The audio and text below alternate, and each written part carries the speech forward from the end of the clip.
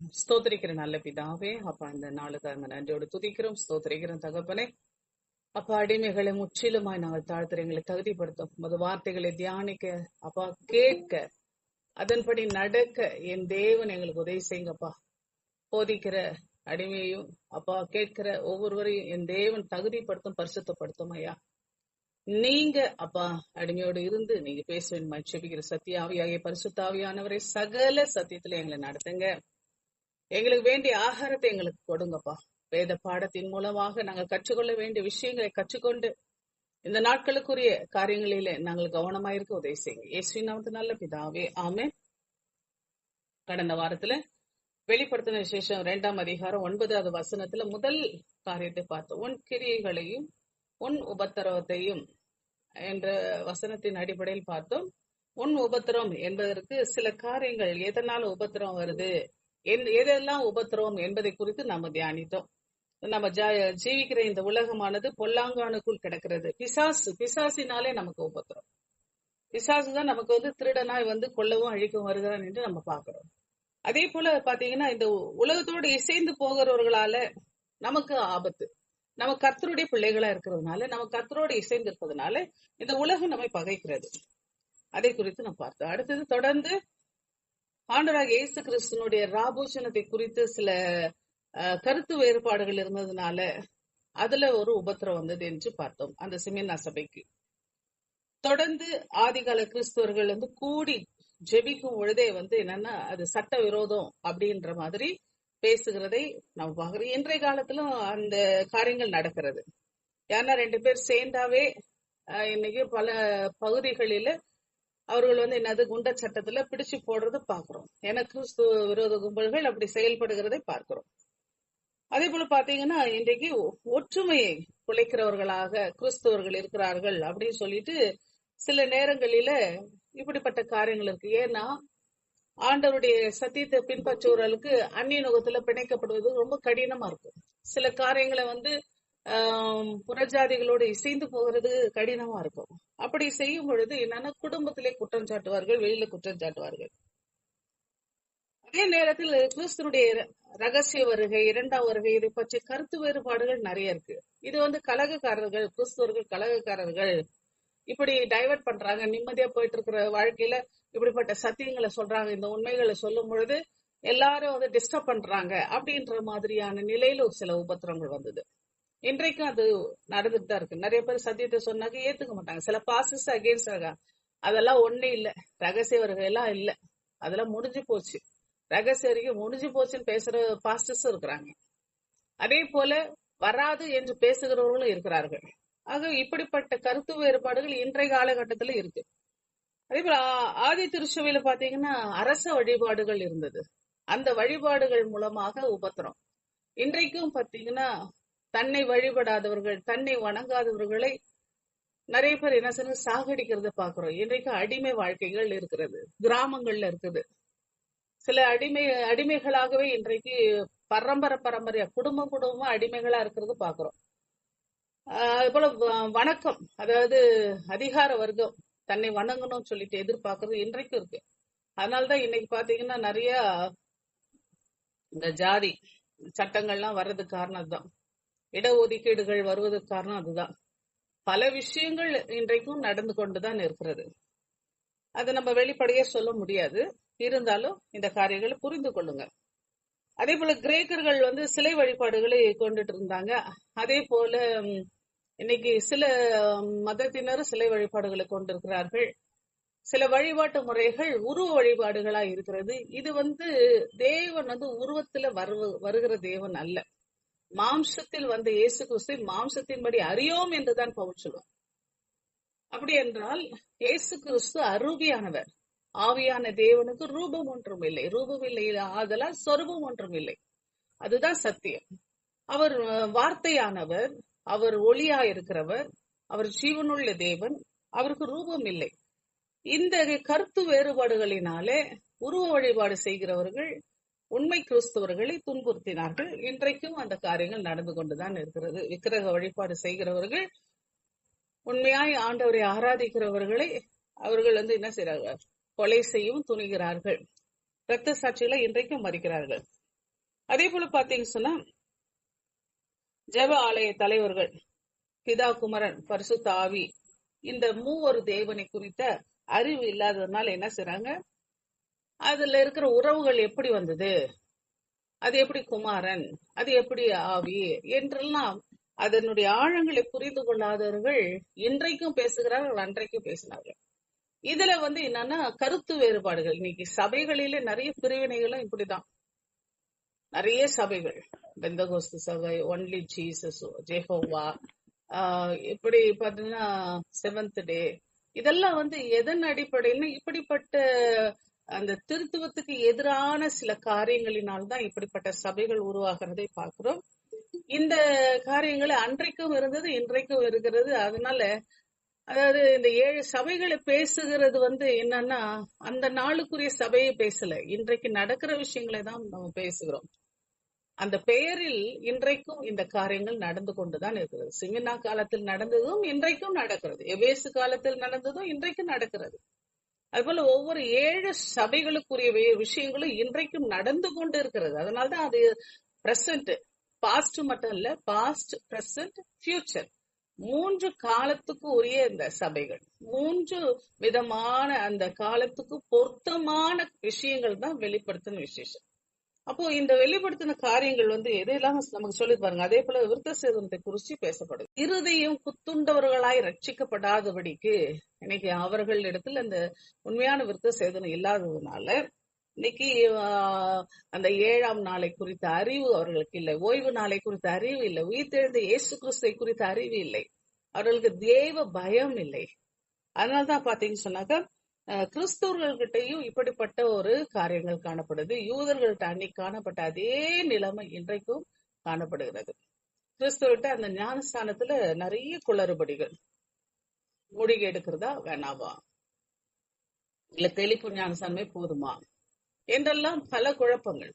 தெளிப்பு ஒரு உண்மையில சொல்ல போனா தெளிப்பு ஞானஸ்தானம் நீ ஒரு அங்கத்தினராய் மாறுவதற்காக, உள்ள சேர்த்துக்கிறதுக்காக, ஒரு கிறிஸ்தவ என்ற பேருக்கு ஒரு சபையின் அங்கத்தினராக, உறுப்பினராக சேருவதற்கு தான் தெளிப்பு.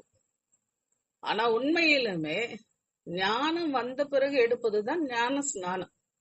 ஞானம் வந்த பிறகு, அதாவது தேவ பயம், பாவம் எது, புண்ணியம் எது, நன்மை எது, தீமை எது என்று அறிந்த அறிவு ஒரு மனுஷனுக்குள்ள எப்போ வருதோ அப்போ அவன் எடுக்கிறான் பாருங்க, அதுதான் உண்மையான ஞானஸ்நானம். அப்பதான் தன் பாவத்தை குறித்து மனஸ்தாபப்பட்டு மன்னிப்பு கேட்டு அந்த கிறிஸ்து இயேசுக்குள்ளாக மரணத்துக்கு உட்பட்ட ஒரு ஞானஸ்நானம்.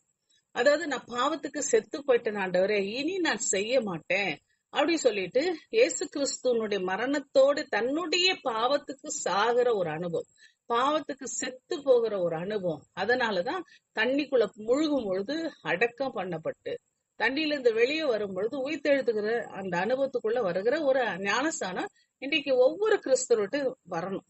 இன்னைக்கு அந்த அறிவு இல்லாததுனால இன்னைக்கு பாத்தீங்கன்னா கிறிஸ்தவர்களுக்குள்ளே ஒரு பகைமை வருகிறது, ஒரு வெறுப்பு வருகிறது, ஒருவர் காட்டி கொடுக்கிறார்கள், ஒருவர் எதிர்க்கிறார்கள்.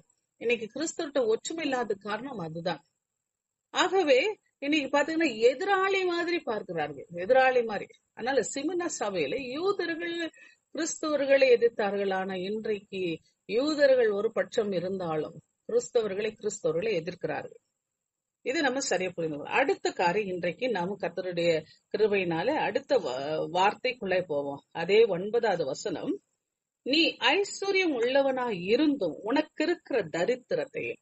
இது நம்ம நன்றாக புரிந்து கொள்ள வேண்டிய ஒரு அருமையான சத்தியம். இன்னைக்கு நிறைய பேருக்கு இந்த சத்தியம் தெரியாததுனால்தான் புலம்பிட்டே இருக்கிறாங்க. நீ ஐஸ்வர்யம் உள்ளவனாய் இருந்தும் உனக்கு இருக்கிற தரித்திரத்தை அறிந்திருக்கிற. நீ ஐஸ்வர்யம் உள்ளவன், நீ கர்த்தரை ஏற்றுக்கொண்ட உடனே ஆண்டவர் என்ன செய்ற, பரத்துக்குரிய ஆசீர்வாதத்தினால, இந்த பூமிக்குரிய ஆசீர்வாதத்தினால் நம்மை நிரப்புகிறார். ஆனால் அந்த நிரப்புகிற ஆசீர்வாதம் இன்னைக்கு உங்க பாத்திரத்திலிருந்து ஒழிவின் போதும். இதுதான் உண்மை. ஓட்ட பாத்திரம், வெடிப்புள்ள தொட்டிகள், வேதம் சொல்லுது வெடிப்புள்ள தொட்டிகளா இருக்கிறதுனால சில நேரங்களில் வெடிப்புகள் வழியாக பரத்தின் ஆசீர்வாதங்கள், அந்த கிருபைகள் வழிந்து போகிறது. அது என்ன ஓட்டைன்னு கண்டுபிடித்து அடைக்க வேண்டியது உங்களுடைய காரியம். அது பரத்தின் ஆசீர்வாதமா இருந்தாலும் சரி, பூமிக்குரிய ஆசீர்வாதமா இருந்தாலும் சரி, அதை நீங்கள் சரி செய்ய வேண்டியது நம்முடைய கடமையா இருக்கிறது. பாருங்க, மேலோட்டமாய் பார்க்கும் பொழுது நம்ம நல்லா தெரிஞ்சு கொள்ள வேண்டிய விஷயம் இந்த வசனத்துல, ஆவிக்குரிய ஐஸ்வர்யமும் உண்டு, உலக பிரகாரமான ஐஸ்வர்யமும் உண்டு. ஆவிக்குரிய தரித்திரமும் உண்டு, உலக பிரகாரமான தரித்திரமும் உண்டு.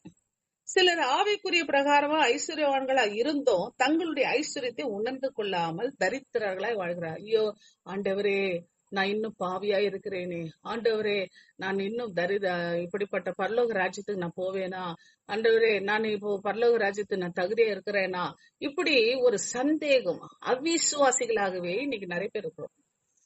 இயேசு கிறிஸ்துடைய ரத்தத்தில் கழுவப்பட்டு நம் பாவத்திலிருந்து விடுதலை ஆன பிறகு, நம் பாவம் செய்யவில்லை என்ற ஒரு நிச்சயம் உங்களுக்குள் வந்துவிட்ட பிறகு உங்களுக்குள்ள ஏன் அவிசுவாசம்? இன்னைக்கு நிறைய பேரு இப்படிப்பட்ட தரித்திரர்களாகத்தான் இருக்கும். ஐஸ்வர்யவான் என்று சொல்லிக்கிட்டு நான் ரட்சிக்கப்பட்டேன், நான் பாவ மன்னிப்பு அடைந்தேன், பரிசுத்த அபிஷேகம் பெற்றேன், பரிசுத்தாவி அபிஷேகம் பெற்ற நீங்கள் இன்னைக்கு தரித்திரர்களா அவிசுவாசம் கொண்டு காணப்படும் பொழுது உங்களுக்குள்ளே அனல் குறைந்து குறைந்து போகிறது. உங்களுக்குள்ள ஆவியானவர் துக்கப்படுகிறார். அப்போ தேவனுடைய ஆவியானவரை நீங்கள் அசட்டை பண்ணுகிறீர்கள். அவர் உங்களுக்கு கொடுத்த அந்த முத்திரையை அசட்டை பண்ணுகிறீர்கள். நீங்கள் உங்களுக்குள்ளே அந்த விசுவாசத்தை பெருக செய்ய வேண்டும். ஆண்டவர் என்னை ரட்சித்திருக்கிறார், கர்த்தர் என்னோடு இருக்கிறார், என்னை வழி நடத்துகிறார், என்னை கண்டிப்பா பரலோகத்துக்கு கொண்டு போய் சேர்ப்பார், அவர் என்னை ஆசீர்வதிக்கிறது. இதுதான் ஐஸ்வர்யத்தினுடைய அடையாளம். அப்போ உங்களுக்குள்ள தரித்திரம் இருக்கிறது. என்ன தரித்திரம்? அவிசுவாசம். அந்த தரித்திரம் என்ன செய்யுது? உங்களை பின்னுக்கு இழுக்கிறது. பிசாசு என்ன செய்யறான்? நீ தரித்திரம், நீ தரித்திரம் பிடித்தவள், நீ பாவி, நீ அவிசுவாசி, நீ ஒன்றுக்கு லாய்க்கு இல்லாதவள், நீ ஒன்றுக்கு லாய்க்கு இல்லாதவன், நீ தேவனுக்கு முன்பாக நீ நிக்க தகுதி இல்லாதவன், நீ அழுக்கான வஸ்திரம் போட்டுட்டு இருக்கிற. அருமையானவர்களே, மீகா தீர்க்கதரிசி சொல்லும் போது, சத்துருவே, நல்ல ஒரு அருமையான வசனம், எனக்கு ரொம்ப பிடிச்சமான வசனம். மீகா தீர்க்கதரிசி புஸ்தகத்துல 7வது அதிகாரத்துல நல்ல அருமையான ஒரு வார்த்தை சொல்லப்படுகிறது. அந்த பிசாசை குறித்து, சத்துருவை குறித்து அங்க அவன் சொல்லுவான் பாருங்க, என் சத்துருவே, நீ சந்தோஷப்பட்டு களி கூறாதே, நான் விழுந்தாலும் எழுந்திருப்பேன். பாருங்க, 7ஆம் அதிகாரம் 8வது வசனம். என் சத்துருவே, எனக்கு விரோதமாய் சந்தோஷப்படாது, நான் விழுந்தாலும் எழுந்திருப்பேன். நான் இருளிலே உட்கார்ந்து இருந்தால் கர்த்தர் எனக்கு வெளிச்சமா இருப்பார், கர்த்தர் எனக்கு வெளிச்சமா இருப்பார். சப்போஸ் இன்னைக்கு மனுஷர்கள், நாம் பலவீனர்கள், சில நேரம் கொஞ்சம் சறுக்கலாம். ஆனால் சறுக்குன உடனே நம்ம அப்படியே நம்ம என்ன அவிசுவாசத்துல போயிடக்கூடாது. பிசாசு அதுதான் பாத்துக்கிட்டே இருப்பான். பாத்துட்டே இருந்து, தோ விழுந்துட்ட பத்தியா, விழுந்துட்ட பத்தியா, நீ பாவிதான், நீ பாவிதான் அப்படி சொல்லும் பொழுது நீங்கள் இடம் கொடுக்க கூடாது. கர்த்தர் நமக்கு ஒரு வாய்ப்பு கொடுத்திருக்கிறார். எது வரைக்கும் தெரியுமா? அவரை சந்திக்கும் நாள் வரைக்கும் வாய்ப்பு கொடுத்துட்டே இருக்கிறார். நாம் விழுந்தாலும் எழுந்திருக்க வேண்டும். அதனால்தான் கர்த்தர் சொல்ற 7 தடவை மன்னிக்கணுமா, 7 தடவைனா 770 தடவை. அது இன்ஃபினிட்டிவ், அது இன்ஃபினிட்டிவ். அதாவது அதுக்கு முடிவில்லை. கர்த்தர் மன்னிக்கிறார். அதனால பாவம் செய்து கொண்டே இருக்கலாம் என்று அல்ல. நீங்கள் தெரிந்தே சத்தியத்தை அறிந்தே நீங்கள் பாவம் செய்தீர்கள் என்றால் அது மனப்பூர்வமாய் சிலுவையில கர்த்தரை அறைகிறதுக்கு ஒப்பா இருக்கு. எபிரேயர் 6ஆம் அதிகாரத்துல பாத்தீங்கன்னா 6வது வசனத்துல நீங்க வாசித்தீங்கன்னா தெரியும். அதுல சொல்லப்படுகிறது, அதே போல மறுதலித்து போனவர்கள் தேவனுடைய குமாரனை தாங்களே மறுபடி சிலுவையில் அறிந்து அவமானப்படுத்துகிறபடியா மனம் திரும்புவதற்கு ஏதுவாய் அவர்களை மறுபடியும் புதுப்பிக்கிறது கூடாத காரியம். அதே போல எபிரேயர் 10ஆம் அதிகாரம் 26ல சொல்லும் பொழுது, சத்தியத்தை அறிவை அடைந்த பின்பு நாம் மனப்பூர்வமாய் பாவம் செய்கிறவர்களா இருந்தால் பாவங்களின் நிமித்தம் செலுத்தத்தக்க வேறொரு பலி இனிராமல். அப்ப 2 விஷயத்துல கவனமா இருக்கணும். மனப்பூர்வமா செய்யக்கூடாது. ஏதோ ஒரு சூழ்நிலையில நீ தவறி போய் சொல்லிட்ட அப்படின்னா அத தேவன் என்னது, அதாவது மரணத்துக்கு ஏதுவான பாவம் உண்டு, மரணத்துக்கு ஏது அல்லாத பாவம் உண்டு. அப்படி ஒரு சில காரியங்கள்லாம் உண்டு வேதத்துல. யோவான்ல சொல்லும் பொழுது 2 விதத்துல உண்டு. மன்னிக்கத்தக்கதாக சில காரியங்கள் ஆண்டவர் வச்சுக்கிறாரு, ஆனா மன்னிக்க முடியாத சில காரியங்களும் உண்டு. நீ வேணுனே நீ செய்கிற பாவங்கள், அதாவது மறுதலித்து போகிற காரியம், ஆண்டவரை மறுதலித்து நீ அந்நிய நுகத்திலேயோ அல்லது பின்வாங்கியோ விக்கிரகத்துக்கு பின்னாடியோ நீ ஆண்டவருக்கு மறுதளிச்சுட்டு போனீன்னா அது மன்னிக்க முடியாத குற்றம், அது மன்னிக்க முடியாத குற்றம். ஆனால் சின்ன சின்ன சில தவறுகளுக்கு உங்களை பின்வாங்க வைப்பாங்க. அதுல நீங்கள் கவனமா இருக்க வேண்டும். அந்த இடத்துல விசுவாசத்தை தளர விடக்கூடாது.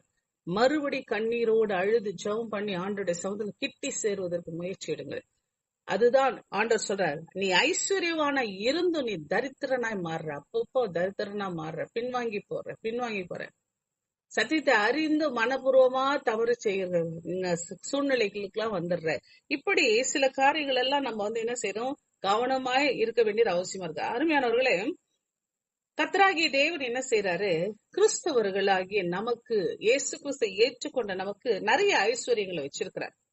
ஐஸ்வர்யமான வாக்கு தத்தங்களை வச்சிருக்கிறார், மேன்மையான சுதந்திரங்களை வச்சுக்கிறார், அருமையான பிரமாணங்களை வச்சுக்கிறார், உபதேசங்களை வச்சிருக்கிறார், உன்னதத்துக்குரிய சகல ஆசீர்வாதங்களை வச்சுக்கிறார்.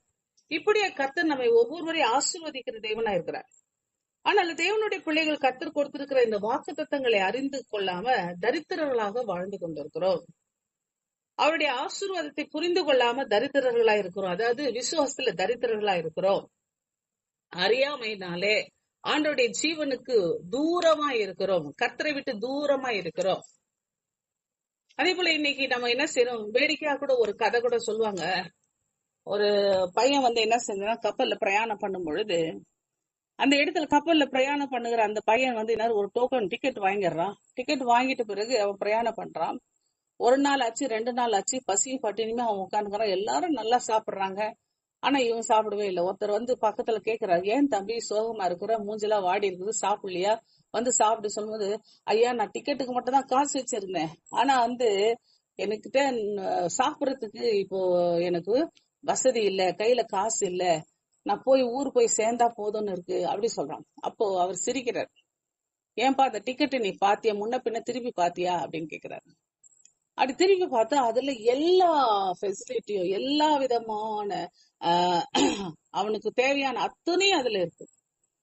அவனுக்கு நல்ல லக்ஸரியான ஒரு இடம், தங்குவதற்கான இடம். அவன் பார்த்தாக்க எங்க ஒதுங்கி இருக்கிறான் தெரியுமா, ஏதோ ஒரு அடியில, கப்பல்ல ஒரு அடி தளத்துல டிக்கெட் வாங்கிட்டோம், நம்ம இதுல போறதுக்கு மட்டும்தான், இது பயணத்துக்கு மட்டும்தான் நமக்கு பர்மிஷன் சொல்லிட்டு நினைச்சு அவன் ஏதோ ஒரு இடத்துல, அவனுக்கு ஒரு சீட்டு கூட இல்லாம எங்கேயோ ஒரு மூலையில ஒதுங்கி படுத்துட்டு இருந்தான், பிச்சைக்காரன் நாட்டம்.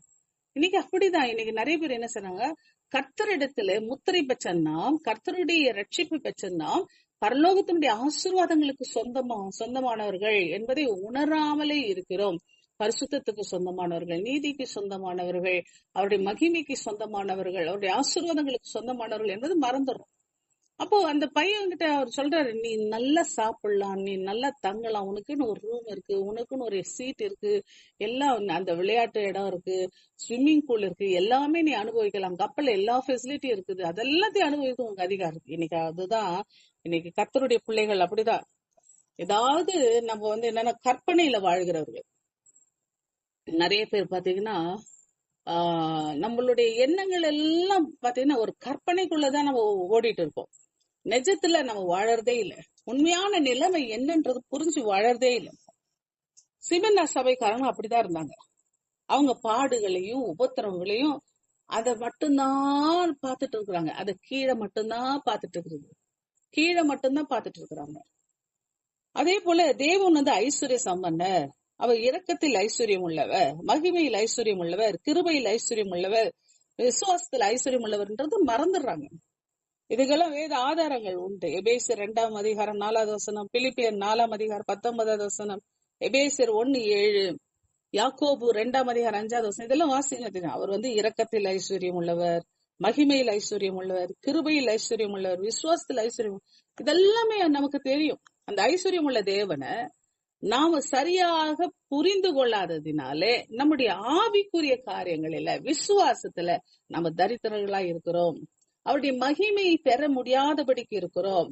அவருடைய இரக்கத்தை பெற முடியாமல் இருக்கிறோம். அவருடைய வல்லமையை புரிந்து கொள்ள முடியாமல் இருக்கிறோம். அதனாலதான் ஆண்டவர் சொல்ற, நீ ஐஸ்வர்யம் உள்ளவனா இருந்து தரித்திரனா இருக்கிறாய் என்று சொல்ற. அருமையானவர்களே, கர்த்தர் நமக்கு தந்திருக்கிற அந்த சுவிசேஷத்தினுடைய வல்லமையினுடைய காரியம் என்ன தெரியுமா, தரித்திரரை ஐஸ்வர்யவான்களாய் மாற்றுகிறதா. இன்னைக்கு ஆண்டவராகிய இயேசு கிறிஸ்து இந்த பூமியில வரும் பொழுது என்ன சொல்ற, தரித்திரருக்கு சுவிசேஷத்தை பிரசங்கிக்கும்படி என்னை அபிஷேகம் பண்ணினார். லூக்கா 4:18 ஏசாயால சொல்லும்போது அதான் சொல்ல, தரித்திரருக்கு சுவிசேஷத்தை பிரசங்கிக்கும்படி. அப்படி என்றால் ஆவிக்குரிய தரித்திரர்களா இருந்தாலும் சரி, உலக பிரகாரமாய் தரித்திரர்களா இருந்தாலும் சரி, ரெண்டுத்திலேயுமே கர்த்தர் நம்மை ஆசீர்வதிப்பதற்கு அவர் கரங்களை நீட்டுகிறார்.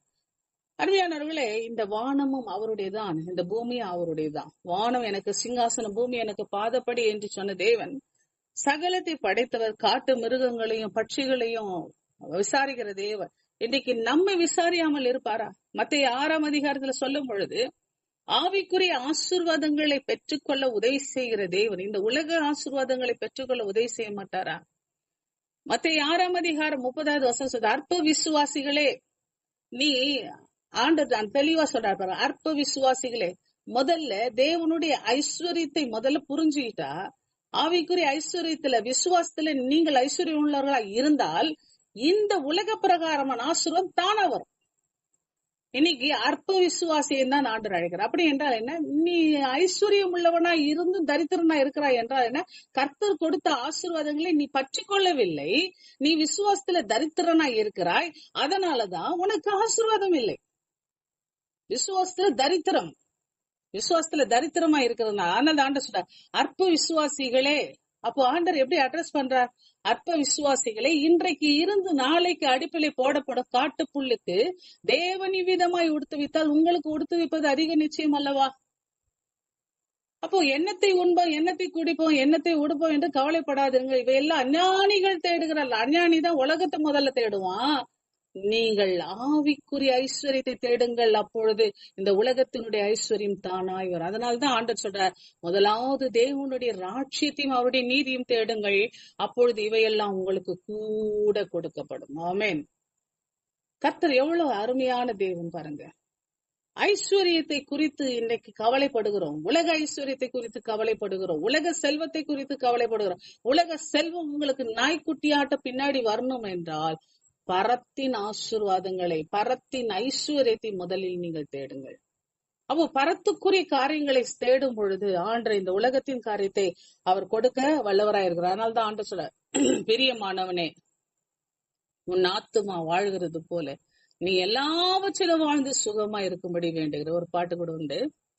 உன் ஆத்துமா வாழ்வது போ நீ எல்லாவற்றிலும் வாழ்வாய், நீ எல்லாவற்றிலும் வாழ்வாய்.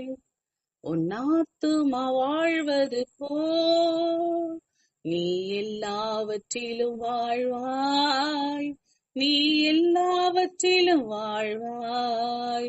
மகனே மகளே, நீ எல்லாவற்றிலும் வாழ்வாய். சத்தியத்திலே நித்தம் நடத்திடுவாய், அந்த சத்தியமே உன்னை விடுவித்திடும். சத்தியத்திலே நித்தம் நடத்திடுவாய், அந்த சத்தியமே உன்னை விடுவித்திடும்.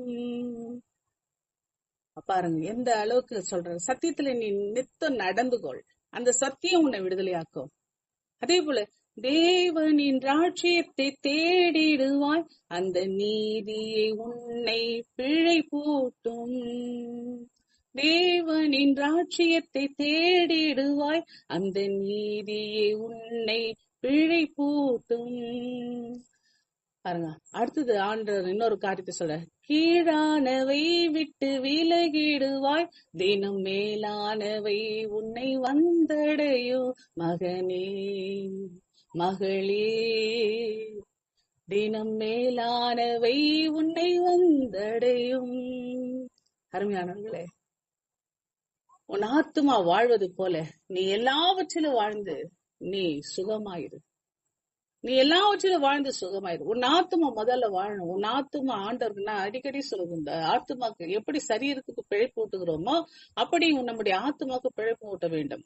சரீரத்துல நம்ம சாப்பிடுறோம், சரீரத்துல நம்ம சுவாசிக்கிறோம், தண்ணி குடிக்கிறோம், சரீரத்துக்கு ட்ரெஸ் பண்றோம், சரீரத்துக்கு ஒரு வீடு தேவைப்படுது. இதெல்லாமே அதே போல உன் ஆத்துமாவுக்கு இது எல்லாத்தையும் நீ கொடுக்க வேண்டும். சரீரத்துக்கு எப்படி சாப்பிடுறியோ அதே போல உன் ஆத்துமாக்கு போஜனம் கூட. ஆத்துமா சாப்பிடணும்.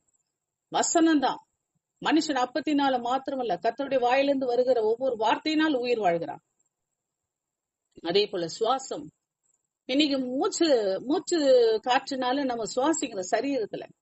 ஆனால் ஆத்துமாக்கு சுவாசம் என்ன தெரியுங்களா? சுவாசம் உள்ள யாவும் கர்த்தரை துதிக்கும். சங்கீதம் 150 கடைசி வசனம் சொல்றது.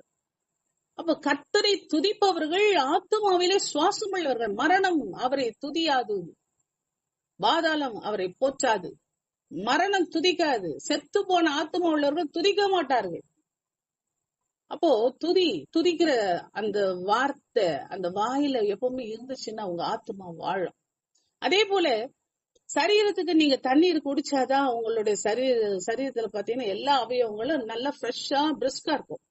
அதே போலதான் பரிசுத்த ஆவியானவரோடு நீங்கள் கொண்டிருக்கிற தொடர்பு, ஜீவ தண்ணீராகிய பரிசுத்த ஆவியானவர், அவரோடு கூட நீங்கள் ஜெபிக்கிற ஜெபங்கள், அந்த போராடுகிற போராட்டங்கள், அவரோடு கூட இணைந்து நீங்கள் வாழ்கிற அந்த ஜெப ஐக்கியம், அதுதான் உங்களுடைய வாழ்க்கையில ஒரு ஆசீர்வாதத்தை கொடுக்கும் என்பதை நீங்கள் மறந்து போகாதீங்க. அப்ப தண்ணீர் எது?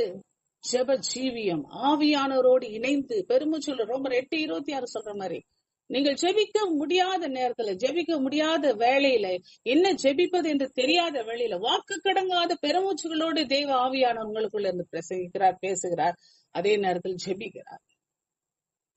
அடுத்து பாத்தீங்கன்னா ஆண்டவராகிய இயேசு கிறிஸ்து நமக்கு சொல்லி இருக்கிறபடி பாத்தீங்கன்னா இந்த நாளில நமக்கு வஸ்திரமாய் இருக்கிறது எதுனா ரட்சிப்பின் வஸ்திரம்.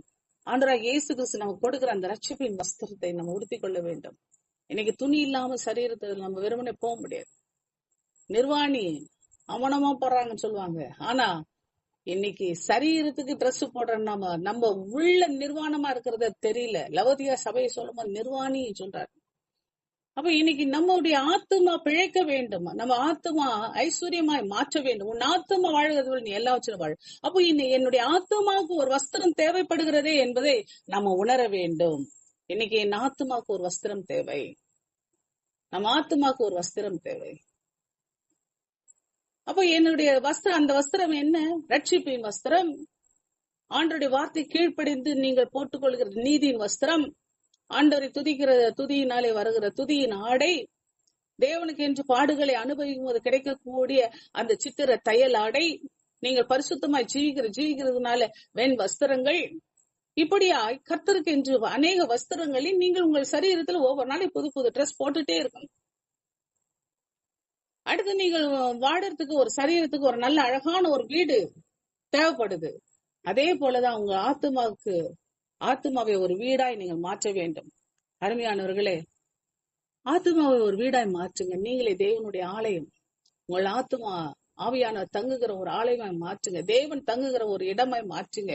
அந்த இருதயம் மகா கொடூரமான எண்ணங்கள் நிறைந்திருக்கிற அந்த இருதயத்தை தேவனுக்கு என்று ஒப்பு கொடுங்க.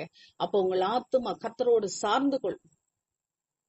இப்படியாய் உங்களுடைய ஆத்துமாவை தேவனுக்கு ஒப்பு கொடுக்கும் பொழுது இந்த பூமியினுடைய ஐஸ்வர்யங்கள் எல்லாம் உங்களை தேடி வரும். கர்த்தர் உங்களை ஆசீர்வதிக்க வல்லவராயிருக்கிறார். பாருங்க 2 கொரிந்தியர் 8:9 நம்ம பார்க்கும்பொழுது, நம்முடைய கர்த்தராகிய இயேசு கிறிஸ்துவினுடைய கிருபை அறிந்திருக்கிறீர்களே, அவர் ஐஸ்வர்யம் உள்ளவராய் இருந்தும் நீங்கள் அவருடைய தரித்திரத்தினாலே ஐஸ்வர்யவான்கள் ஆகும்படிக்கு உங்கள் நிமித்தம் தரித்திரரானாரே. அவரு பரத்துக்குரிய ஐஸ்வர்யவானா இருந்து எல்லாம் வச்சு அவர் எழுந்து ஒரு அடிமை கோலம் எடுத்தது எதற்கு என்றால், நாம் மேலான காரியங்களிலும் ஐஸ்வர்யவான்களாய் மாற வேண்டும், இந்த பூமிக்குரிய காரியத்திலும் நம்ம ஐஸ்வர்யவான்களாய் மாற வேண்டும் என்பது தேவனுடைய சித்தம். ஆகவேதான் தேவன் என்ன செய்யறாரு, நம்மை இரட்டத்தனியான காரியங்களை ஆசீர்வதிக்க அவர் காத்திருக்கிறார். ஆனால் நான் ஐஸ்வர்யவான், நான் ஆண்டவருடைய பிள்ளை என்று சொல்லுகிற நீங்கள் உண்மையிலுமே ஆவிக்குரிய விஷயத்துல தரித்திரர்களாய் இருக்கிறீர்கள். ஆவிக்குரிய விஷயத்துல நீங்கள் கர்த்தரை விட்டு தூரமாய் விலகி காணப்படுகிறீர்கள். உலகத்துல சுவிசேஷத்தை அறிவித்து பரிசுத்தாவி பொழுந்தருளிய இயேசு கிறிஸ்து தம்முடைய சுவிசேஷத்தினாலே நம்மை ஐஸ்வர்யவான்களாக்கி இருக்கிறார்.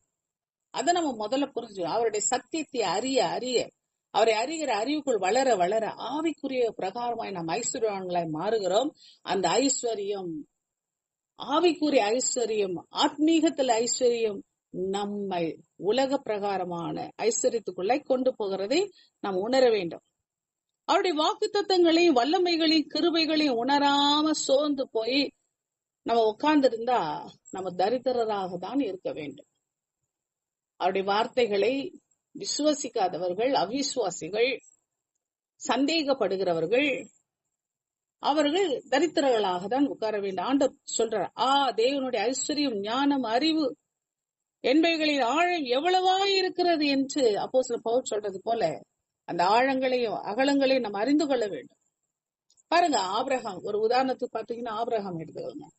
ஆபிரகாம் வாழ்க்கை பாத்தீங்கன்னா, அவன் விசுவாசத்துல ஐஸ்வர்யம் உள்ளவனா இருந்தான். ஆதியாகமம் 13ஆம் அதிகாரத்துல 2வது வசனத்தை பாத்தீங்கன்னா, அவன் ஆடு, மாடு, வெள்ளி, பொன் ஏராளமாய் அவனுக்கு இருந்ததான். அவனுடைய ஐஸ்வர்யம் பூமியை கொள்ளலையாம். அப்படி என்றால் பூமி தாங்கக்கூடாதுதான். அவ்வளோ ஒரு ஐஸ்வர்யத்துல பெருக்கம் உள்ளவனா இருந்தான் என்று பாக்குறோம். ஆனா அதே நேரத்துல வருங்கால ரகசியங்களை அறிந்து கொள்ளவும் அற்புதங்களை செய்யும்படியான அந்த காரியங்களும் ஆபிரகாமுக்கு இருந்துச்சு. அந்த ஐஸ்வர்யம் அவருக்கு இருந்தது. ஏன்னா வருங்காலத்தினுடைய அந்த சந்ததிக்குள்ள தரிசனமாய் பார்க்கக்கூடிய கிருபை அவனுக்கு கிடைத்தது.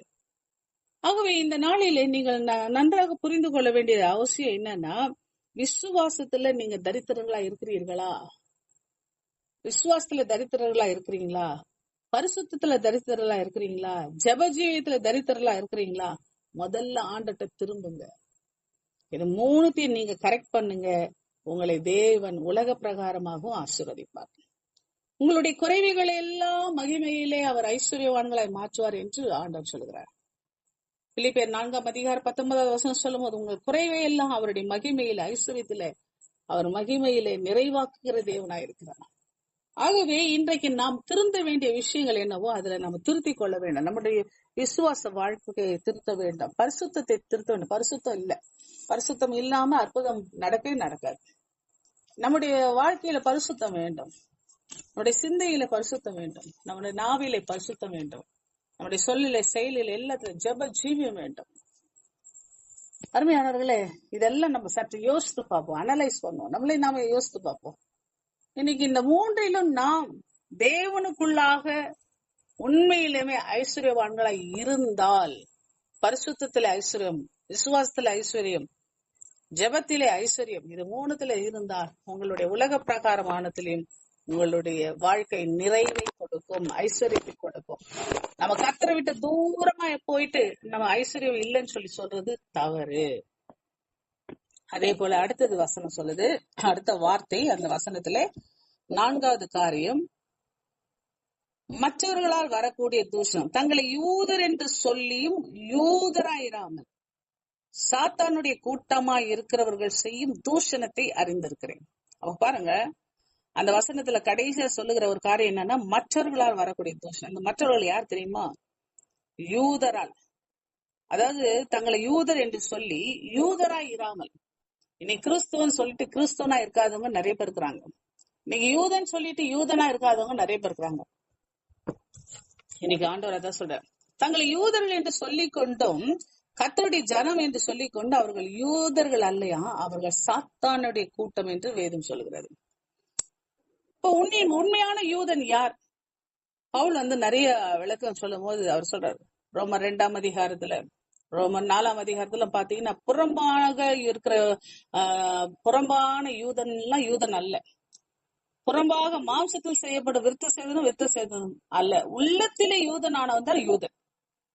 உண்மையான யூதனா இருந்தா அவன் உள்ளத்தின்படி ஆவின்படி கிறிஸ்தவனா இருப்பான். அதே போலதான் இன்னைக்கு கிறிஸ்தவனுக்கும் சரி யூதனுக்கும் சரி ஆண்டவர் சொல்லுகிற காரியம், உள்ளத்துல நீங்க அவனுக்கு விருத்த சேதனம். இன்னைக்கு உள்ளத்துல நம்ம கிறிஸ்தவர்கள், இன்னைக்கு உள்ளத்துல நம்ம கிறிஸ்தவர்களா இருக்கிறோமா? தேவன் சொல்ற, கர்த்தர் இஸ்ரவேலரை தமக்கு சொந்த ஜனமா தெரிந்து கொண்டார். ஆனா அதிலும் குறிப்பா யூதர்கள் அவர்கள் விசேஷமானவர்களாக ஆண்டவர் தெரிந்து கொண்டார். அவர்கள் ஒரு மேன்மை, அதாவது என்னன்னா, நாங்க யூதர்கள், நாங்க கர்த்தருடைய ஜனங்கள், அது ஒரு மேட்டிமை ஆயிடுச்சு. இன்னைக்கு கூட கிறிஸ்தவங்களுக்கு, நான் கிறிஸ்தவன், நான் இப்படிப்பட்ட ஜாதிக்குரியவன், இப்படிப்பட்ட கோத்திரத்துக்குரியவன். இன்னைக்கு ஜாதி கிறிஸ்தவர்கள் அதிகம். ஜாதி கிறிஸ்தவர்கள் ஆண்டவர் ஜாதி எல்லாம் ஒண்ணும் எதிர்பார்க்கல. ஒரே ஒரு பெரிய ஜாதி என்னன்னா கிறிஸ்துவா அப்படின்ற ஒரே ஒரு ஜாதி தான். கிறிஸ்துவை ஏற்றுக்கொண்டவர்களுக்குள்ள கிறிஸ்துவ ஜாதி, கர்த்தரை ஏற்றுக்கொண்டவர்களுக்கு கர்த்தருடைய ஜாதி. அதுதான் உபாகம் 4:6 சொல்றது. ஆகையால் அவைகளை கை கொண்டு நடவுங்கள், ஜனங்களின் கண்களுக்கு முன்பாக இதுவே உங்களுக்கு ஞானம் விவேகமாயிருக்கும். அவர்கள் இந்த கட்டளைகள் எல்லாம் கேட்டு, ஆண்டுடைய வார்த்தையை கேட்டு, இந்த பெரிய ஜாதியை ஞானம் விவேகம் உள்ள ஜனங்கள் என்பார்கள். யாரெல்லாம் ஆண்டுடைய வார்த்தையை கேட்டு நடக்கிறாங்களோ அவங்கதான் உண்மையான பெரிய ஜாதி. இன்னைக்கு என்னன்னா ஜாதி பிரச்சனை நிறைய, அந்த ஜாதி இந்த ஜாதி, அதாவது பலவிதமான ஜாதிகளை சொல்லிட்டு இருக்காங்க. அதெல்லாம் சொல்ல விருப்பம் இல்லை.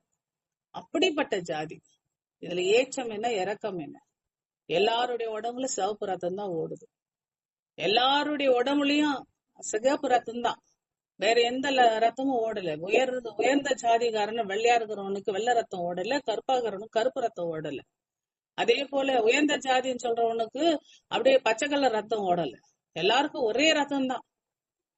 ஆண்டவருடைய கட்டளையை கேட்டு நடக்கிறவன் தான் பெரிய ஜாதி. உபாகம் 4:7 நம்முடைய தேவனாகி கர்த்தரை நாம் தொழுது கொள்ளுகிற போதெல்லாம் அவர் நமக்கு சமீபமாய் இருக்கிறது போல தேவனை இவ்வளவு சமீபமாய் பெற்றிருக்கிற வேற பெரிய ஜாதி எது? ஆண்டவர் கிட்ட சேர்றான் பாருங்க, அவன் தான் பெரிய ஜாதி. ஆண்டவர் கிட்ட இருக்கிறவன் தான் பெரிய ஜாதிகாரன். இந்நாளில் நான் உங்களுக்கு விதிக்கிற இந்த நியாயப்பிரமாணம் முழுமைக்கு ஒத்த இவ்வளவு நீதியான கட்டளைகளை நியாயங்களை பெற்றிருக்கிற வேற பெரிய ஜாதி அது. அப்போ கர்த்தராகி இயேசு கிறிஸ்துவை பற்றி கொள்ளுகிறவர்களை தவிர, வேத புஸ்தகத்தை கையில ஏந்துகிறவர்களை தவிர அவர் வேற யாருமே கர்த்தருடைய பிள்ளைகளா இருக்க முடியாது. அவர்கள் தான் பெரிய ஜாதி. அந்த ஜாதிக்கு பேரு இல்ல, அதெல்லாம் கிறிஸ்தவர்கள், அவ்வளவுதான். அருமையானவர்களை, இப்படிப்பட்ட ஒரு எண்ணம் நமக்குள்ளே வர வேண்டும். இன்னைக்கு யூதர்கள் விருத்த சேதனத்தை குறிச்சும் நியாயப்பிரமாணத்தை குறிச்சும் மேன்மை பாராட்டுறாங்க. ஆனா அவருடைய உள்ளம் தேவனை விட்டு தூரம் இருக்கு. மேட்டிமையான யூதர்கள், மேட்டிமையான எண்ணங்களை உள்ள யூதர்கள் என்ன செய்யறாங்க? தூஷணம் செய்யறார்கள். உண்மையாய் நடக்கிறவர்களை தூஷணம் செய்யறார்கள். இயேசுவை சிலுவையில அறைஞ்ச போது யூதர்கள் என்ன செய்யறாங்க? இயேசு என்னமா தூஷிக்கிறாங்க. தலையை ஆட்டி, உன்னை கூட்டுனவங்க யாரு? ஞானதிஷ்ட சொல்லு, உன்னையே நீ ரட்சிக்க முடியாதா? இப்படி எல்லாம் நீ தேவகுமாரான கீழே இறங்கி வா, இப்படி எல்லாம் தூஷிக்கிறார்கள். இப்ப யூதர்கள் என்று அழைத்து கொண்ட அவர்களுடைய மனக்கண்களை சாத்தம் குருடாக்கி வச்சிருக்கான். யூதர்களுடைய உள்ளத்தை தூஷணத்தினால பொல்லாப்பினாலும் நிரப்பி இருந்தான். சாத்தானுடைய பிரதிநிதிகளாய் விளங்கிய அவர்கள் சாத்தானுடைய கூட்டம் என்று அழைக்கப்படுவதில் சந்தேகம் இல்லை. அதனால ஆண்டவர் என்ன சொல்றார்? சாத்தானுடைய கூட்டம். ஏன்னா தூஷணமாய் பேசுகிறவர்கள் சாத்தானுடைய கூட்டமாய் இருக்கிறார்கள். இன்னைக்கு தேவன் நமக்கு சொல்லித்தரார், உங்களை தூஷிக்கிறவர்கள் யாரு? அன்னைக்கு சிவர்ணா சபைக்கு நடந்த அதே மாதிரி இன்னைக்கும் தூஷணம் நடக்குது. அந்த தூஷணம் சொல்றவங்க யாருன்னா நம்ம சொந்த வீட்டாரே தான் சொல்லுவாங்க. ஏன்னா வேதம் தெளிவா சொல்லுது, உன் வீட்டாரே உனக்கு சத்துரு, உன் வீட்டாரே உனக்கு சத்துரு. சபையில பாத்தீங்கன்னா சபையாரே உனக்கு சொல்லுவாங்க. இன்னைக்கு ஆட்டுத்தோலை போத்துக்கிட்டு வரக்கூடிய ஓநாய்கள் இருக்கிறார்கள். தேவனுடைய பிள்ளை என்று சொல்லி கொண்டு குறை பேசிக்கிட்டு இருந்தா அந்த ஆவி குற்றத்தை சொல்ற ஆவி சாத்தானுடைய ஆவி. யாரெல்லாம் குறை பேசுறாங்க அவங்க சாத்தானுடைய ஆவி பெற்றவர்கள். அதனால ஞாபகம் வச்சுங்க, குறை பேசுகிறவர்கள் சாத்தானுடைய ஆவி பெற்றவர்கள். பிசாசான ஒரு ஆளை சபைக்குள்ள நிறுத்தி அவனுக்கு ஒளியின் தூதனுடைய வேஷத்தை தரித்து அவன் பெரிய பக்திமான் போல காமிப்பான், உத்தம விசுவாசி போல காமிப்பான். ஆனா அவன் என்ன செய்யறான்? அவன் சாத்தானுடைய வேஷம் போட்டுட்டு இருக்காங்க. அன்னைக்கு கூட யூதர்கள் ஒரு கூட்டம் அப்படிதான் செஞ்சுச்சு. தங்களை ஒரு பக்திமான் போல காமிச்சுக்கிட்டாங்க.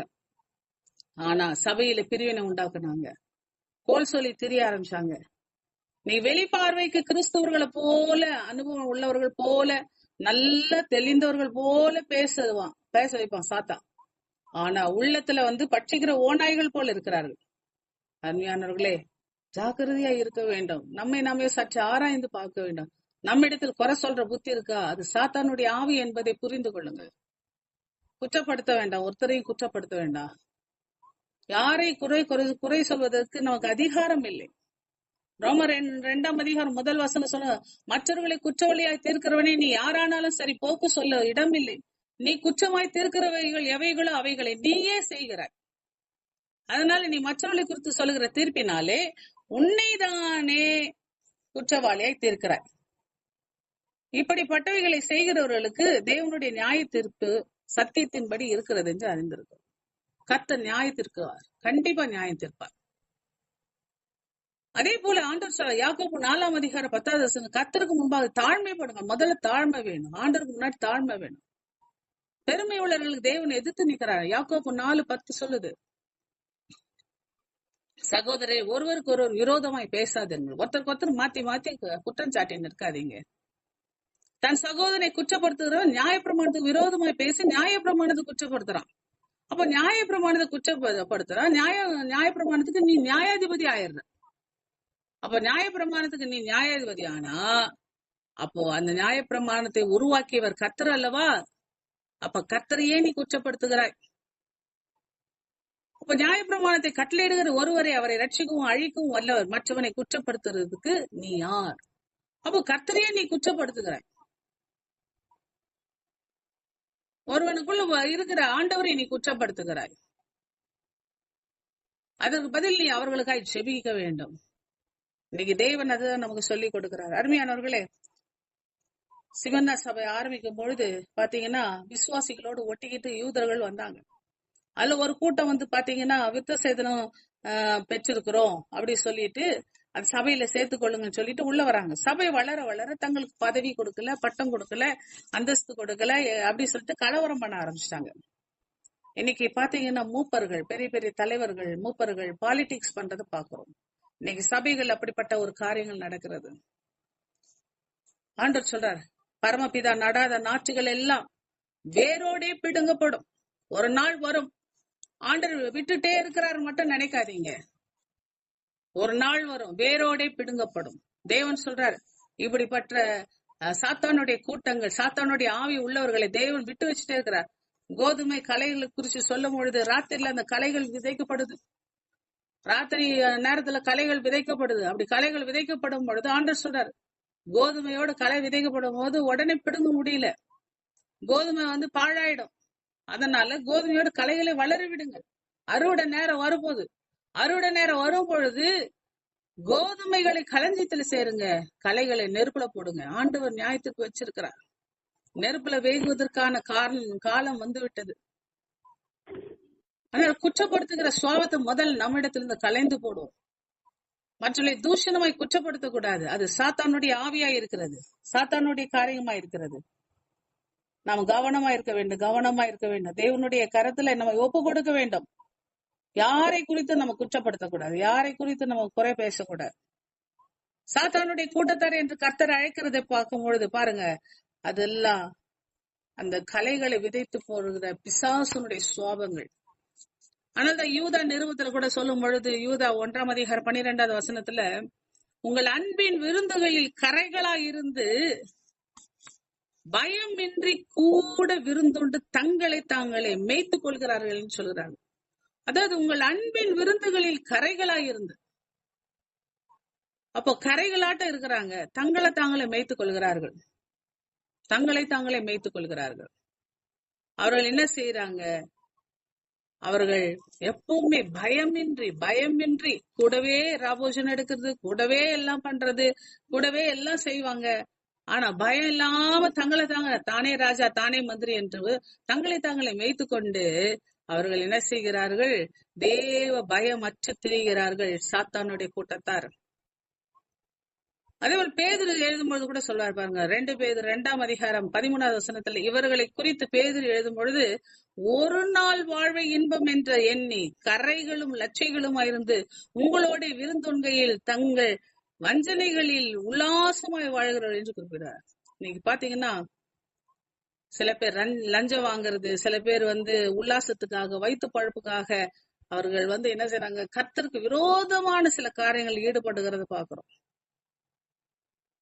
அரசியல் பண்றத பாக்குறோம். பணத்துக்காக தங்களை விற்று போடுகிறதை பாக்குறோம். சிம்சோன் எடுத்துங்க. சிம்சோன் ஒரு நாள் ஒரு தெளிலால் மடியில படுத்து தூங்கணும், அந்த ஒரு காரியத்துக்காக அவன் என்ன செய்யறான்? தன்னுடைய நசரேயின் விரதத்தையே அவன் வந்து என்ன செய்யறான்? எழுந்து போறான். அவனுடைய அபிஷேகத்தை எழுந்து போகிறான், தேவ திட்டத்தை எழுந்து போகிறான், அவன் ஆசீர்வாதத்தை எழுந்து போகிறான், எல்லாத்தையும் எழுந்து போறான். அப்போ ஒரு நாள் வாழ்வு இன்பம் என்று கொஞ்ச நேரம் தூக்கம், கொஞ்ச நேரம் தெளியில மடியில தூங்கணும். அந்த தூக்கத்துக்கு ஏங்கிதான் அவன் இழந்து போனான். ஏசாவை எடுத்துங்க, சேஷ்டபுத்திர பாகம், கொஞ்சம் கூழ், சிவப்பு நிற கூழ், பசி, அந்த பசிக்காக, ஆகாரத்துக்காக அந்த தேவனுடைய மகிமையான அந்த சேஷ்டபுத்திரத்தை பாகத்தை இழந்து போனான், அசட்டை பண்ணான், தேவனை அசட்டை பண்ணினான். ஆனால் அந்த ஆண்டவர் சொல்றாரு, யாக்கோபை சிநேகித்தேன், ஏசாவை வெறுத்தார். ஏன் ஏசாவை வெறுத்தார்? தேவனுடைய சித்தத்துக்கு அவன் கீழ்ப்படியில, அவன் அசட்டை பண்ணினான். தேவனுடைய காரியங்களில அவன் அசட்டையா இருந்தான், தேவ பயம் இல்லாமல் இருந்தான். இன்னைக்கு யாக்கோபு தேவனு நேசிக்கிறது காரணம் என்ன? அவன் தேவ பயத்தோடு அவன் இருந்தான். ஆனா உண்மையிலுமே வஞ்சகன் யாக்கோபு அல்ல, ஏசாதான் வஞ்சகன். அவன் சேஷ்டபுத்திர பாகத்தை வித்துட்டு மறுபடியும் தங்க தகப்பங்கிட்ட சமைச்சு எடுத்துன்னு ஆசீர்வாதத்தை வாங்கறதுக்கு வந்துட்டான். அவன் ஒழுங்கா சொல்லிருக்கணும், நான் வித்துட்டேன், நீ யாக்கோபு தான் ஆசீர்வதிக்கணும்ப்பான்னு சொல்லிருக்கணும். ஆனா அவன் அப்படி சொல்லவே இல்லை. உண்மையிலே வஞ்சகன் யாருன்னா ஏசாதான். யாக்கோபு எத்தன் சொல்றோம், ஆனா உண்மையிலே எத்தன் யாருன்னா ஏசாதான் எத்தன். அருமையானவர்களை, இதெல்லாம் நம்ம சரியாக புரிந்து கொள்ள வேண்டியது அவசியமா இருக்கு. கர்த்தர் இதெல்லாம் அறியாதவர் அல்ல. இன்னைக்கு சிமினா சபை குறித்து அவர் எழுதுகிறது, அவர் சொல்றார், உன்னை தூஷிக்கிற கூட்டத்தாரை பற்றி நான் அறிந்திருக்கிறேன், அதை நான் கவனித்துக் கொண்டுதான் இருக்கிறேன், நான் பொறுமையா பார்த்துட்டே இருக்கிறேன். நீடிய பொறுமை உள்ளவரா இந்த லூக்கா 18ஆம் அதிகாரத்துல சொல்லும் பொழுது, அவர் நியாயம் விசாரிக்கிற தேவன். விதவை போய் கேக்குறா நியாயாதிபதி கிட்ட, நியாயம் விசாரிங்க ஆண்டவரு. அப்போ அந்த இடத்துல சொல்லுமா நியாயாதிபதி என்ன சார், அவளுடைய தொந்தரவின் பொருட்டு நியாயம் செய்யறாரு. அப்போ கர்த்தர் சொல்றாரு, இப்போ அநீதியான நியாயாதிபதியை நியாயம் செய்யும் பொழுது நான் என்னுடைய கர்த்தருடைய பிள்ளைகளாகி என்னுடைய பிள்ளைகளுக்கு நீடிய பொறுமை உள்ளவராய்ந்து நியாயம் செய்யாமல் இருப்பேனோ? அப்படியானால் சில நேரங்களிலே நாம் என்ன செய்கிறோம், ஆண்டவருடைய காரியத்துல நம்ம கவனமாய் இல்லாதபடிக்கு நம்ம என்ன செய்யறோம், கவலைப்பட்டுட்டே இருக்கிறோம். ஏன் ஆண்டவர் கவனிக்கல, ஆண்டவர் ஏன் கவனிக்கல, ஆண்டவர் ஏன் நம்ம இடத்துல அவர் செவி சாய்க்கல, தேவன் ஏன் நம்ம இடத்துல வரல, நம்மோட ஏன் அவர் நம்முடைய காரியங்களை, நம்முடைய திட்டங்களை, நம்மளுடைய வேதனைகளை, நம்முடைய இப்படி சூழ்நிலைகளை ஏன் பார்க்கலன்னு சொல்லிட்டு நம்ம சோர்ந்து போயிருக்கோம். ஆனா தேவன் என்ன செய்யறாரு, மீறிய பொறுமையா இருந்து கவனிக்கிறார், விடுறாரு, விளையாட விடுறாரு. யாரெல்லாம் நமக்கு எதிராக செய்யறாங்களோ அவங்களெல்லாம் விளையாட விட்டு பாக்குறார். நீடிய பொறுமையா இருந்து அவர் சரி கட்டுகிற தேவன், நியாயத்திக்கிற தேவன். ஒரு நாள் அறுவடை வரும் பொழுது களைகளை எல்லாம் நெருப்புல போடுவதற்கு அவர் கவனம் உள்ளவரா இருக்கிறார். அதனால துணிகரமா இருக்கக்கூடாது, யாரும் துணிகரமா இருக்கக்கூடாது. நம்ம செய்யறதெல்லாம் ரைட்டுன்னு சொல்லிட்டு யாரும் இருக்கக்கூடாது. அப்போ நம்மிடத்தில் குற்றம் உண்டு என்பதை புரிந்து கொண்டு நம்ம தவறுகளை திருத்திக் கொள்ள வேண்டும். பாருங்க, 21வது நூற்றாண்டுல, அதாவது இப்ப இருக்கிற 21வது நூற்றாண்டுல சிமினா சபைக்கு எவ்வளவு ஆறுதலும் தைரியமும் ஆண்டர் கொடுக்கிறார். அதே போலதான் இன்றைக்கும் நம்முடைய சபைகளிலும் நம்முடைய வாழ்க்கையிலும் கர்த்தர் ஆறுதலும் தேர்தலுமா இருக்கிறார். அன்றைய நாட்களில் எப்படி சாத்தானுடைய தூதர்களாய் தூஷணங்களை சொல்லுகிற கூட்டம் எழும்பிச்சோ, அதே போல இன்றைக்கும் கிறிஸ்தவர்கள் இந்த 21வது நூற்றாண்டிலையும் அநேக சாத்தானுடைய சபைகள் எழும்பியிருக்கிறது. அநேக சாத்தானுக்கு ஆலயங்கள் கட்டி கொண்டிருக்கிறார்கள். அதே போல கிறிஸ்துவ சபைகளுக்குள்ளேயே சாத்தான் கூட்டங்கள், குற்றம் சொல்லுகிறவர்கள், குற்றம் சாட்டுகிறவர்கள் எழும்பி இருக்கிறார்கள். துர் உபதேசங்கள் எழும்புகிறது, கள்ள உபதேசங்கள். அப்போ ஒரு பக்கம் ஆண்டவருடைய உபதேசங்கள் போயிட்டு இருக்கும் பொழுது, இன்னொரு பக்கம் இயேசு கிறிஸ்துதான் ரட்சகர் என்பதற்கு மாறாக இதிலும் ரட்சிப்பு உண்டு என்று சில விக்கிரகத்தின் ஆவிகளும் சொல்லிக்கிட்டு திரிகிறத நம்ம பாக்குறோம். ஆனால் ஆண்டவர் இதெல்லாம் கவனிச்சுக்கிட்டு தான் இருக்கிறார், எல்லாத்தையும் விட்டுட்டு தான் இருக்கிறார், நீடிய பொறுமையோடு இருக்கிறார். காரணம் என்ன? ஆண்டவர் தெளிவா சொல்றார். வெளிப்படுத்தின விசேஷம் 22வது அதிகாரம் 11வது வசனம், அநியாயம் செய்கிறவன் இன்னும் அநியாயம் செய்யட்டும், போட்டும் வளரட்டும். அசுத்தமா இருக்கிறவன் அசுத்தமாவே இருக்கட்டும். ஆனா நீதி செய்கிற நீதி செய், பரிசுத்தமா இருக்கிற நீ பரிசுத்தமாயிரு. அப்ப பரிசுத்தமல் இன்னும் பரிசுத்தமாகட்டும், நீதி செய்கிறோம் இன்னும் நீதி செய்யும். ஏதோ சீக்கிரம் வருகிறேன். அருமையானவர்களே, கர்த்தர் எல்லாவற்றையும் அறிந்திருக்கிறார். ஆகவே இந்த 9வது வசனத்துல சொல்லி இருக்கிறபடி, தங்களை யூதர் என்று சொல்லியும் யூதராயிராமல் சாத்தானுடைய கூட்டமா இருக்கிறவர்கள் செய்யும் தூஷணத்தை அறிந்திருக்கிறேன். இன்றைக்கு கிறிஸ்தவர் என்று சொல்லியும் கிறிஸ்தவர்களாய் இராமல் கிறிஸ்துவை போல வேஷம் போட்டுக் கொண்டிருக்கிறவர்கள், நடிக்கிறவர்கள் இன்றைக்கு நிறைய பேர் இருக்கத்தான் செய்கிறார்கள். அவர்கள் குற்றம் சுமத்துகிறவராய் இருக்கிறார்கள். சாத்தானுடைய ஆவியை பெற்றுக்கொண்டு மற்றவர்களை தூஷணம் செய்கிறவர்களாய் இருக்கிறார்கள். அருமையானவர்களே, ஆண்டவர் நீடிய பொறுமை உள்ளவராயிருந்து எல்லாவற்றை அறிந்திருக்கிறார்.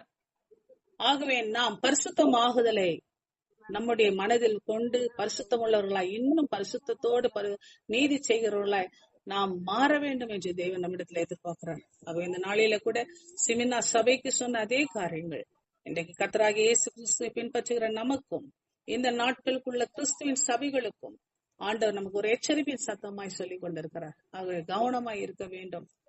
ஐஸ்வர்யம் உள்ளவர்களாய் இருந்தும் தரித்திரர்களாய் இருக்கிறவர்கள் நாம் தேவனுடைய ஐஸ்வர்யத்தை பற்றி விசுவாசம் இல்லாதவர்களாய் இருக்கிறோம். நம்முடைய விசுவாசத்தை அதிகப்படுத்த வேண்டும். இன்னைக்கு பரிசுத்தத்திலே தரித்திரர்களாய், நீதி செய்கிறவர்களே தரித்திரர்களாய், விசுவாசத்திலே தரித்திரர்களாய் இருக்கும் பொழுது, ஜபஜீவியத்திலே தரித்திரர்களாய் இருக்கும் பொழுது எப்படி உலக பிரகாரமான ஆசீர்வாதம் வரும்? அதே போல தேவனை தூஷிக்கிறது போல தேவனுடைய பிள்ளைகளை தூஷித்துக் கொண்டு குற்றப்படுத்திக் கொண்டு இருந்தால் எப்படி ஆசீர்வாதம் வரும்? கர்த்தர் உங்களை ஆசீர்வதிப்பாராக. நம்மை ஆராய்ந்து நம்மை ஆண்டோடைய பாதல் ஒப்பு கொடுப்போம். கர்த்தருக்கு சித்தமானால் 10வது வசனத்தை அடுத்த வாரத்தில் தியானிப்போம், ஜெபம் செய்வோம். அன்பின் பரலோக பிதாவே, இந்த வேலைக்காம நன்றியோடு துதிக்கிறோம், ஸ்தோத்தரிக்கிறோம். கர்த்தாவே அப்பா, எங்களை தகுதிப்படுத்தும் சத்தியத்தின்படி. கர்த்தாவே அப்பா, எங்களை நாங்களே ஆராய்ந்து அறிந்து எங்களை பரிசுத்தத்தின் மேல் பரிசுத்தமடை உதவி செய்யுங்கப்பா. நீதியின் மேல் நீதி செய்ய உதவி செய்யுங்க. விசுவாசத்துல இன்னும் ஐஸ்வர்யம் உள்ளவர்களை மாற்ற வேண்டும் ஜெபிக்கிறோம். இந்த உலகத்திலே குறைபட்டவர்கள் தங்களை தாங்களே ஆராய்ந்து அறிந்து தங்களிடத்துல என்ன குறை உண்டு என்பதை கற்று அறிந்து கர்த்தாவை தங்களை திருத்திக் கொள்ள உதவி செய்யுங்கப்பா. அப்பா, மன மாற்றத்தை கொடுங்க தகப்பனே. அப்பா, உமது கல்வாரி ரத்தத்துக்குள்ளாய் ஒப்பு கொடுத்து செபிக்கிறோம். பரிசுத்தமுள்ள நல்ல தகப்பன், எங்கள் ஒவ்வொருவரை தகுதிப்படுத்த வேண்டுமாய் கூட செபிக்கிறோம். நல்ல பரிசுத்த ஆவியானவர் எங்களை செம்மையான வழியில் நடத்துவீராக. எல்லா மகிமை உமக்கே செலுத்துகிறோம் நல்ல பிதாவே, ஆமென்.